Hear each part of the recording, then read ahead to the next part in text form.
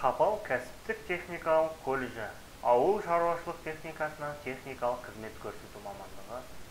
Екінші курс, 19 топ. Өндірістік оқыту пәні. Өндірістік оқыту шебері Қадырсейітов Бауыржан Алпысбайұлы. Бүгінгі өтетін сабағымыздың тақырыбы автокөліктегі аспалар. Сабағымыздың мақсаты: бірінші, аспаның арналуын білу. Екінші, аспа түрлерінің параметрлеріне байланысты жіктелуін түсіну. Аспалар. Аспалар машинаның корпусын тірек элементтерімен байланыстыратын бөлшектердің, тораптар мен механизмдердің жиынтығы. Аспа динамикалық жүктемелерді төмендетуге және қозғалыс кезінде тірек элементтеріне оларды біркелкі бөлуді қамтамасыз етуге, сондай-ақ машинаның тартымдық сапасын арттыруға арналған құрылғы. Аспаның түрлері. Машинаның корпусы мен қосылу тәсілі бойынша түрлері. Олар келесідей: қатты аспалар, серпімділік элементтері жоқ. Жартылай қатты аспалар. Жартылай осьтердің бір бөлігі қатты, бір бөлігі серпімді элементтер арқылы тіреледі. Жұмсақ аспалар. Серпімділік элементтері бар. Бұл мысалда көрсетілген ауыл шаруашылық техникасы, ауыл шаруашылық тракторы болып саналады. Бұл тракторде ешқандай серпімділік элементтері жоқ екенін байқауға болады. Жартылай қатты аспалар. Шынжыр табанды трактор бейнеленген бұл жерде. Артқы осінде ешқандай серпімділік элементтері жоқ. Алдыңғы осінде серпімді элементі табақ рессоры орналасқан. Жұмсақ аспалар. Бұл көрсетілген аспаның түрінде серпімдік элементтер ол серіппе болып табылады бұл жерде. Және жұмсақтық элемент беріп тұрған амортизатор. Дөңгелектерді өзара қосу тәсілі бойынша түрлері. Олар келесідей: тәуелсіз аспа, тәуелді аспа және аралас түрлі аспа. Тәуелді аспалар.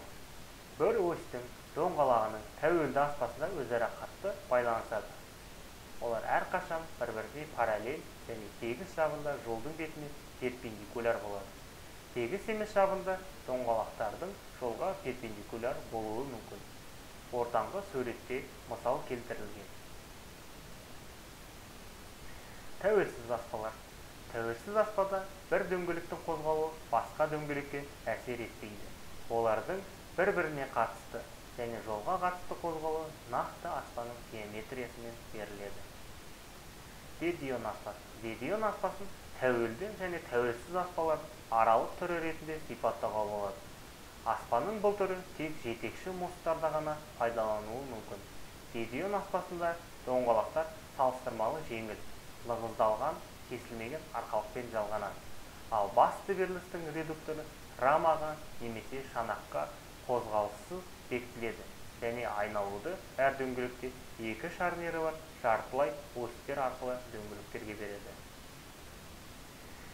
Серпімділік элементтері бойынша түрлері. Олар келесідей: пневматикалық аспа. Тығыз элементтерінде сығылған газ, әдетте ауа немесе құрғақ азот қолданылатын аспа. Бұл түрге гидропневматикалық аспа да жатады. Серіппелі аспа. Бұл механикалық аспа. Оның серпімді элементі аспа серіппесі болып табылады. Табақ рессоры бар аспа. Бұл да механикалық аспаның бір түрі. Оның серпімді элементі табақ рессоры болып табылады. Торсиондық аспа. Механикалық аспаның тағы да бір түрі. Оның серпімді элементі торсион болып табылады. Пневматикалық аспаның мысалы мына суреттен көрулеріңізге болады. Ал бұл суреттен серіппелік аспаның мысалын көрулеріңізге болады. Рессорлық аспа. Табақ рессоры шыңдалған болаттан жасалған және қамыртпен қосылған әр түрлі ұзындықтағы табақтар пакеті. Рессорлық аспаның ең көп таралған нұсқасында пакеттің орташа бөлігі машинаның жүріс бөлігіне бекітілген және оған тіреледі. Ал ұштары жылжымалы қосылыстардың, сырғалар, резина металл шарнирлер көмегімен шанаққа бекітілген. Өзге де конструкциялары кездеседі. Табақ рессорлар серпімді, арқалықта жұмыс істейді. Соңғы уақытта көп табақтан аз табақты және тіпті монолиниялық рессорларға, кейде металл емес материалдардан жасалғанға көшу үрдісі байқалады. Бұл суреттен рессорлық аспанның мысалын көрулеріңізге болады. Торсионды аспан. Торсионды аспан жұмыс элементтері торсиондар болып табылатын аспанның түрі. Дөңгелек немесе шаршы қимадан серінді торсиондар пайдаланылады. Сирек пластиналы бұрауға бірлесіп жұмыс істейтін серіппелі болат пластиналарының кейбір санынан жиналған. Торсиондық аспанның суреті мына жерден көрулеріңізге болады. Серпімді элементтер мен доңғалақтардың байланысы бойынша түрлері. Олар мыналар. Бағыттаушы иін тіректері бар. Тербелмелі жартылай біліктермен. Бойлық иін тіректері бар. Қиғаш иін тірекпен. Көлденең иін тіректері бар. Олар өз кезінде келесідей: көп иін тіректі, қос иін тіректі және бір иін тіректі болады. Келесі аралас иін тіректі және шамдық иін тіректі деген түрлері болады.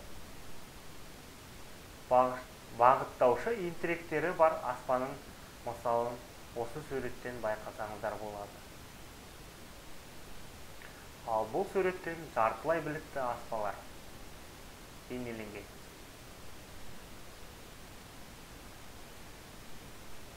Бойлық иін тіректі аспаларды мына суреттен көрулеріңізге болады. Қиғаш иін тіректі аспаларды осы көрсетілген суреттен байқасаңыздар болады. Көлденең иін тіректі аспалар, оларды мына суреттерден байқаңыздар. Бұл суретте көлденең орналасқан рессор табақтары.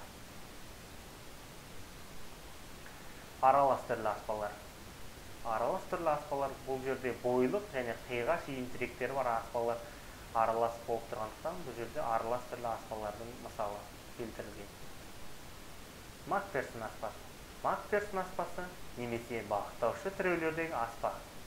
Тербелмелі шам негізгі элементі амортизаторлық тіреу болып табылатын автомобиль аспасының түрі. Төменде бір ғана көлденең иін тірегі бар. Екінші иін тіректің орнына шарнир қанатының астында жоғары орналасқан. Осы шарнирдің төменгі көлденең иін тірекпен байланыстыратын амортизатордың рөлін бір мезгілде ойнайтын бұрылыс тірегінің қанатының шашыратқышына бекіту қолданылған. Бұл суретте шамдық иін тіректі аспанның түрі көрсетілген. Ал енді құрметті студенттер, сіздерге тапсырма.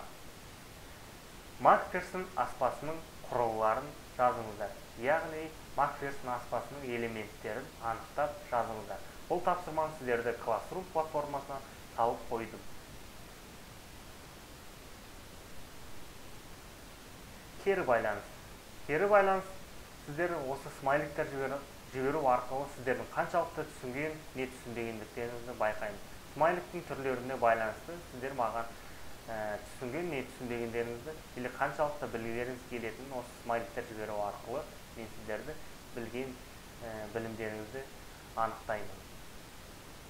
Үй тапсырмасы. Шиналар мен дисктер тақырыбына ғаламтордан қосымша материалдар қарап, келесі сабаққа жақсылап дайындалып келу. Назар аударғандарыңызға рахмет.